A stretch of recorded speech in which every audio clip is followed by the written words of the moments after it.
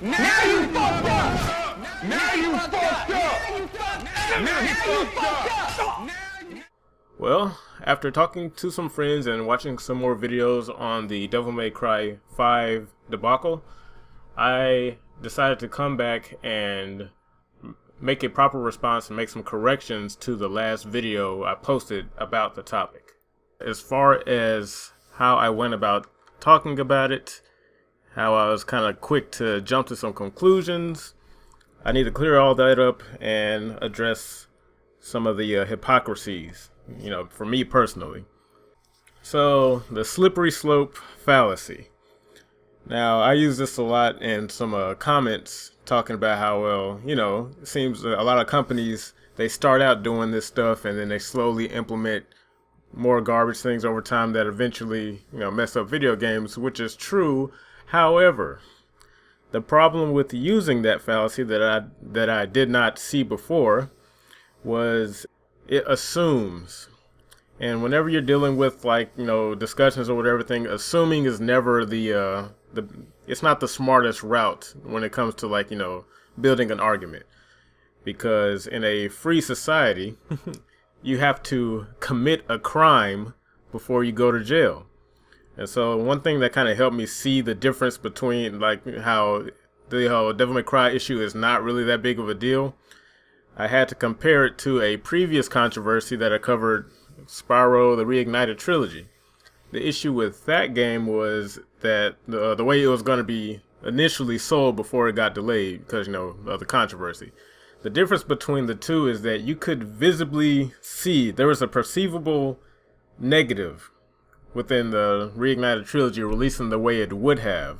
Whereas in Devil May Cry, there's only the potential for something to go wrong. So potential and actual, two different things. Capcom isn't exactly breaking any rules by implementing microtransactions. Now, yes, they could get worse, but they haven't. There isn't any tangible evidence to support any claim stating that Capcom is going to mess up the game in any way. So far, ultimately we got to wait till the game comes out. But they've stated, and many people told me this in the comment section, that yes, they said they wouldn't mess up the drop rate for red orbs or anything to push people towards buying microtransactions, which was a lot of what people like me were saying. Again, assuming that that's what they were going to do.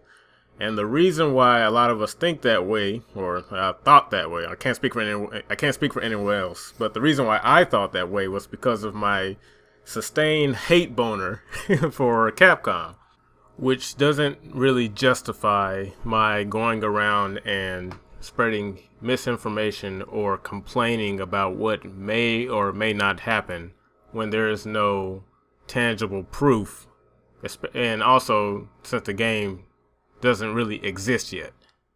Now, of course, I wholeheartedly disagree with the inclusion of free-to-play style microtransactions in full-price games. I definitely don't like that. That's one opinion that won't change, and I think that is a shared opinion amongst the majority of gamers, whether you care or don't care about the whole issue involving Devil May Cry. But just because it's there, it doesn't necessarily harm the game, and there's proof of this not proof of that game, but there are several examples of this in games like Devil May Cry 4 Special Edition, Grand Theft Auto 5 Online, and Metal Gear Solid 5 The Phantom Pain.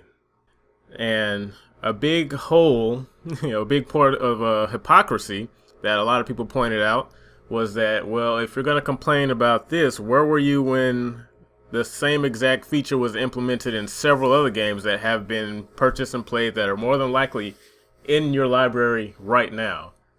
And one game that I want to use as an obvious example is Metal Gear Solid 5 The Phantom Pain.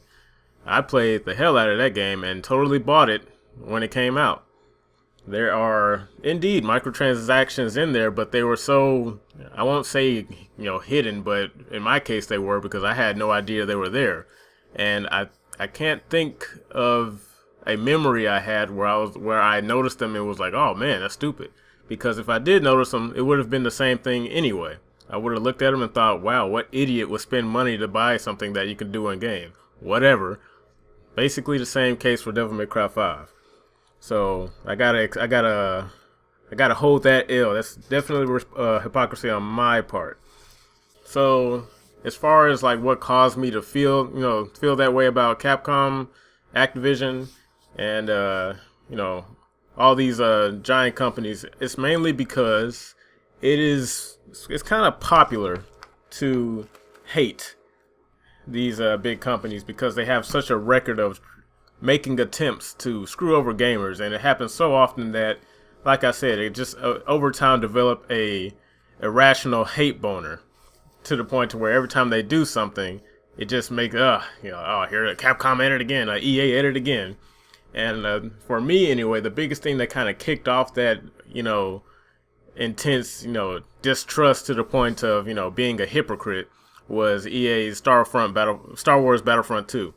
Now, of course, I didn't play the game, but seeing that happen was like, man, if you really allow these companies to do whatever, or if you don't say anything ever, they're really gonna do it. Now, of course, that is a legitimate concern, but that's all it can be, just a concern. And another point that I didn't factor in about all this was, like I said, it's really popular to get on these companies for messing up, but I failed to remember that in almost every single case where a publisher got caught trying some shady shit, they were caught and something good did come out of it as a result, whether it be the publisher getting properly punished, exposed, all that good stuff, which of course discourages companies from making that big leap. Like the Destiny 2 debacle, when that broke, they got confronted about it, and the publisher fixed the issue. They stopped throttling people's EXP.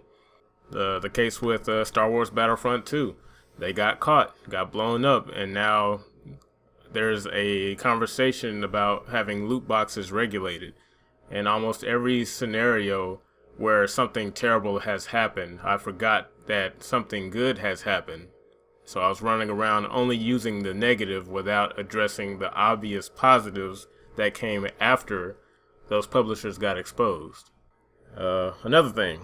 So gamers and publishers, as far as I can tell, are pretty much locked in an endless war. And the victims of the war, for the most part, isn't really just gamers. When, let's say if a game that a beloved franchise gets messed up, like, yeah, it sucks, but the people who really get shafted at the end of it all are the developers. Their job is to make the game, and they're kind of caught, they are caught in the middle, and they can only do what they're, allowed to do via publisher. So I kind of had to consider the whole issue with microtransactions because, like I said, I had to call out my hypocrisy for playing several games in the past, notably Metal Gear Solid 5, that had them, didn't say anything, but decided to say something when Devil May Cry 5 showed up. But, so here's something like, there's compromise.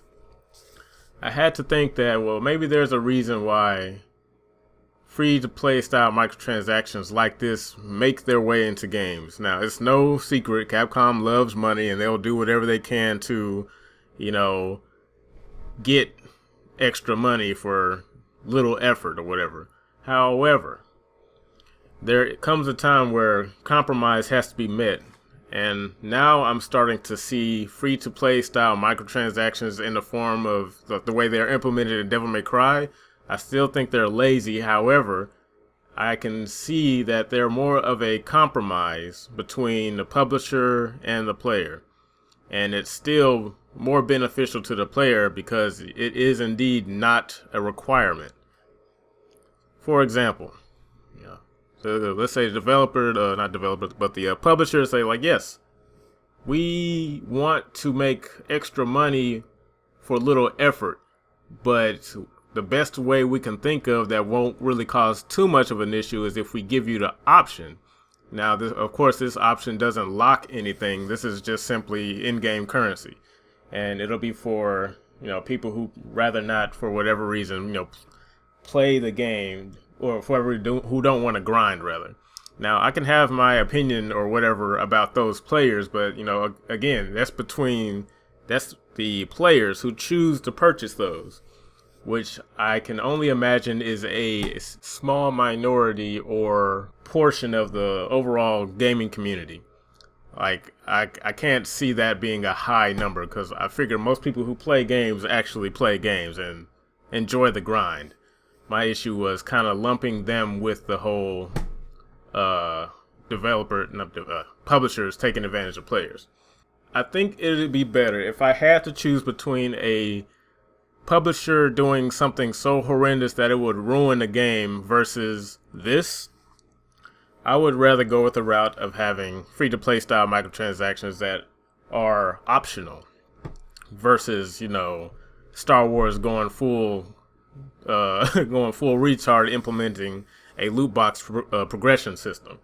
That's the difference, because at least the game is intact and whole and fully playable. So now the next thing I said in my previous video that I don't think the game was worth $60.